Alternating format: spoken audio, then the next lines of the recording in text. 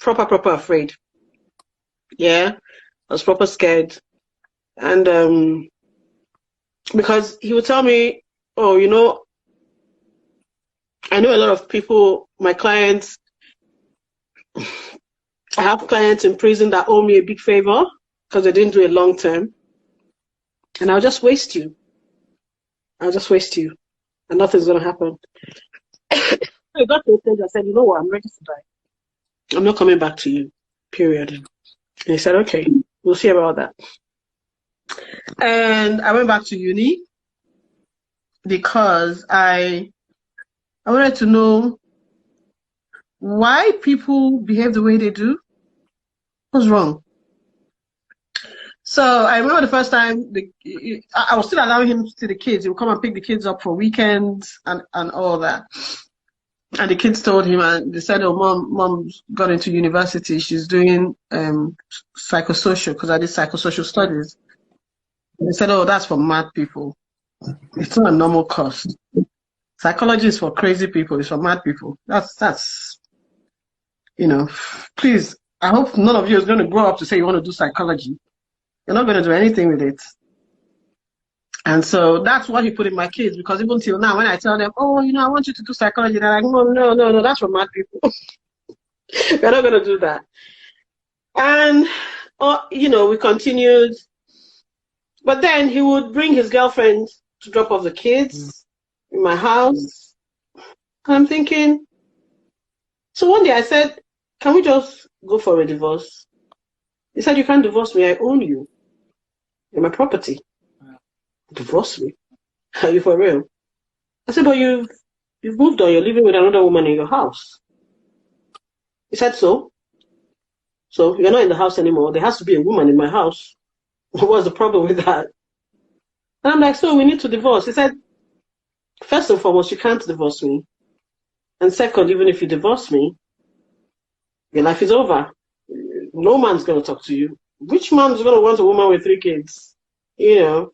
Or you think because you've gone to university that you're intelligent. You're not intelligent. And where you're in University of East London, that's an Islamic school. That's not even a university. That's just a school. Oh, really? I'm thinking, okay, fine, no problem. And I just said, well, please, next time you want to pick or drop the kids, don't come to my house with your girlfriends. Okay? So sometimes he would pick the kids. He would. My little one has nut allergy. He would pick the kids and he would give them crunchy nuts cereal and bring them back, and that one would have, you know, an inflammation or something. First time I told him, I said, please, this boy does not do nuts. Don't give him nuts.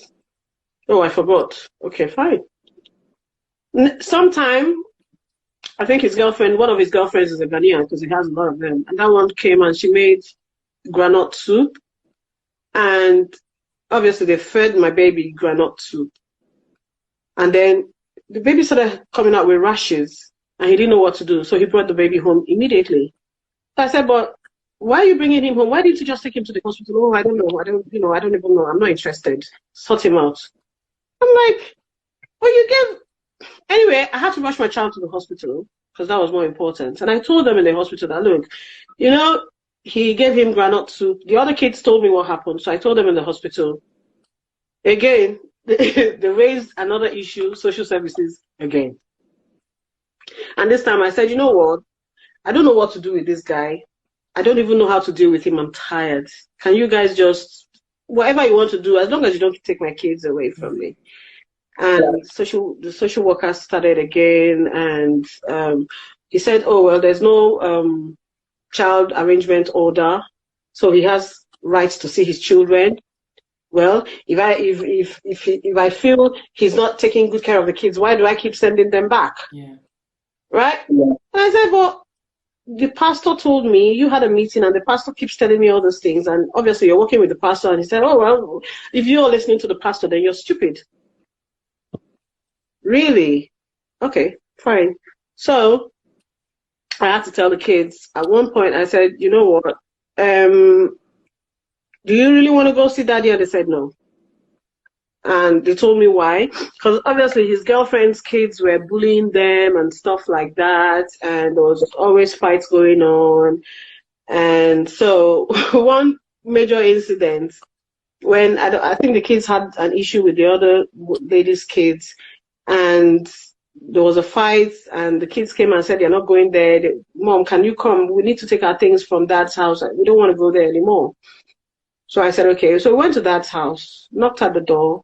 Girlfriend comes, opens the door, slams the door at my face. I knocked again. He opened the door. "Yes, what do you want?" I said, "Okay, can I have the kids' clothes? Because they don't want to come here anymore because this happened and that happened." "Oh, everything I buy for them stays in my house. You can go to your charity shop and buy them anything you want to buy for them. I've already told them that you can't take care of them. You're poor and you're very, very needy and you don't even know what you're doing." So I said, "But their school bag, you didn't buy them, I bought them. Can I have their school bag and stuff?" He now goes into the house. He tells his kids, "Go in, go look for your bag and take your bags and come and get out of my house." So he goes inside and closes the door. And I hit at the door and I said, "Please, can you leave the door open? While the kids are in there, I want to know that they are safe to come out." So he pushed me and slammed the door. So I fell, got up. I took a pebble, like those pebbles that protect the garden, the flowers and stuff. It wasn't like a stone. So I started hitting it at the door and I said, "Open this door. I want to make sure the kids are okay." So he comes out. He says, "How dare you? You basically damaged my property." I said, "I didn't damage any property. Just open the door. I want my kids out." So he gets my son, pushes him out of gets my daughter, pulls her, pushes her out, dislocates her arm. She falls over and starts crying. I'm thinking, God, what did I do? So my daughter was crying, so apparently her shoulder had just dislocated. So in confusion, I just took her. He said, "Oh, I just took her, put her in the car, went straight to the hospital." In the hospital, she got admitted because they had to fix her arm and stuff like that. And the police came to the house to look for me. I wasn't home, so they dropped a note. I was in the hospital for about 2 days. Yeah, my neighbor had come to take the boys. So I come back I think it was on a Wednesday night. Thursday morning, 6 a.m., I see 2 police vans in front of the house.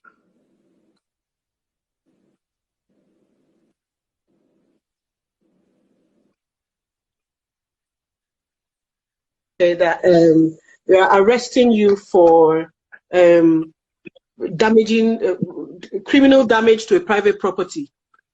I'm like, "Criminal damage me?" He said, "Yes." "Did you use a stone to hit the door?" I said, "Yes." They said, "Well, you've destroyed the door to the tune of £5,000.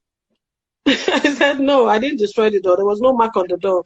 He said, "Well, we got a call and we have a note, and we hear you're very, very violent, that you have mental health issues. You've been on some strong medication in the past, and so you're not reasoning normal. So that's why, 6 of us are here to restrain you."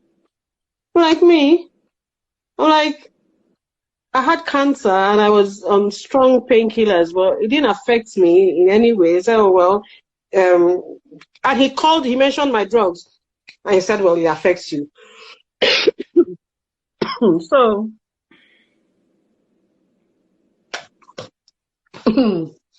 anyway, I get arrested. I get locked up.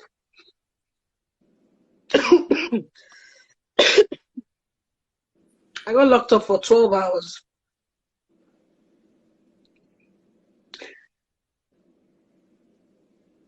That is the most humiliating.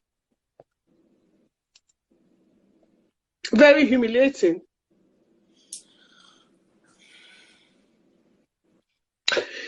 They wanted to handcuff me. And the lady said, "You can clearly see that this is an issue of domestic violence.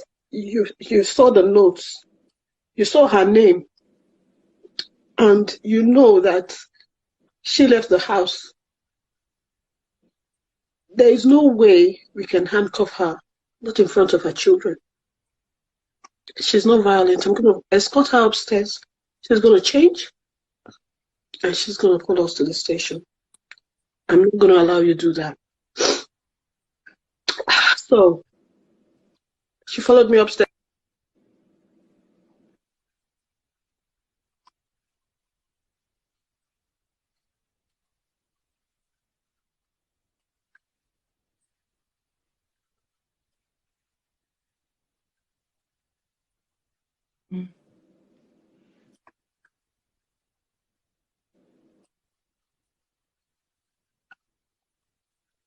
And they now bring out a long letter that he did. I came, I'm an estranged wife, I'm violent. I came to attack him and his girlfriend. And I said, no, but this is what happened. I actually came back from the hospital last night. I showed them that this is what I came back with from A&E. And they said, oh, well, sorry, he made the report. No sound. Someone's saying no sound from me. Can you hear me, guys? Or is it Victoria? Yeah. No sound. Okay, can you hear me now? Can you hear, guys? Anyway, can you hear me? Yeah, I can hear you. There is sound. Yeah, that's cool. Just leave it. If you can't hear sound, there's sound. Yeah, okay. Back. Cool. Carry on, Victoria. Okay. Yeah, so that was it. Went to the station in Bromley, locked me up. I had to look for a duty solicitor or something, and I had to call my brother, my half brother, and then he got someone who came to the station to bail me. But this man put a clause and said that I cannot leave the station unless they contact him. So he wants to decide if he's going to take me to court or I'm going to pay damages. And I told the policeman, I said, I lived in that house for 12 years. And I think I still have a right to that property as a wife. And I told the policeman, I said, but we are not even divorced yet. So I'm not understanding what he's doing. I did not touch him. I banged the door. And this man has been beating me all these years. And I have never, ever for one day called the police because I am too afraid. And they're like, oh, well, next time you call the police and we'll sort it out. I said, well, I'm always afraid because he's a lawyer. He says he's a duty solicitor to a lot of police stations. So me calling the police is his friend. And the policeman said, well, not all of us are his friends. I'm not his friend. I don't know him, but you understand. Anyway, so they couldn't reach so my duty solicitor had to say, look, if she stays here for more than 12 hours, then we're going to sue. Because we don't understand why he is not picking his phone. This girl has been here since 6 a.m. and it's 12 and my kids are home, right? A friend of mine came from Nigeria, so I had to beg her, Joy, I had to beg her to, when she called me from, I said, okay, go to the house. My neighbor is at home.